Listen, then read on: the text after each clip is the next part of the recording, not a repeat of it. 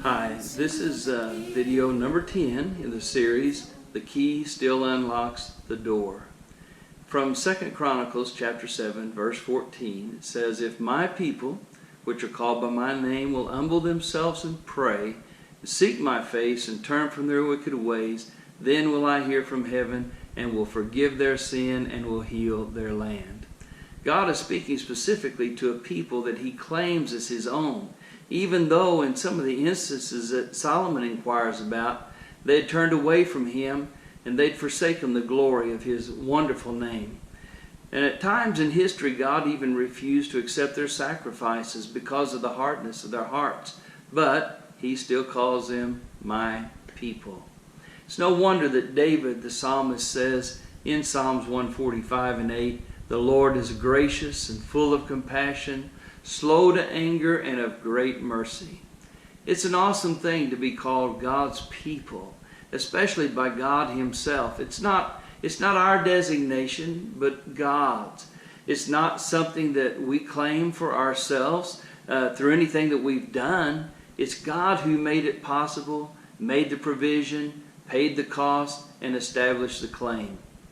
It's hard to believe that once we have partaken of the wonder of the glory of God, that we would be satisfied with anything less. But, you know, we're just humans. And we allow our attention to drift to things that Satan places before us. We trust in ourselves instead of him. We allow our focus to be directed toward our problems and cares rather than casting our care upon him. Worldly pleasure consumes our time. We forfeit our prayer and Bible study time to other forms of relaxation. We devote our time, our energy, our strength, and finances to taking care of ourselves and our families rather than seeking first the kingdom of God and his righteousness. And first, God plays second fiddle, and then third, and then, fourth, and so on until we wonder where he is in our lives. Well, the answer is he hasn't moved. Fortunately, we are still his people. We know where he is and who he is. And so now it comes down to this. When we hear his cry, "Behold," or "If my people," will we listen? As his people, we know the price. It's decision time, and there's a price that has to be paid. Are we sick enough of the pig pen of this world to walk away from it and allow the Father to wash the stench of it off of our lives with the washing of water of his word?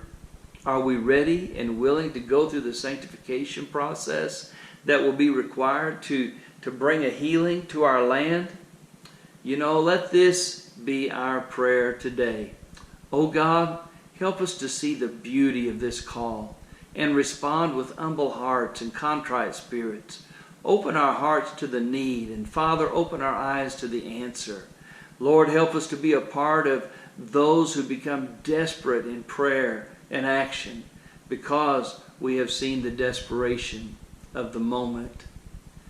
It's time for revival in our land. I say, church, it's time to pray.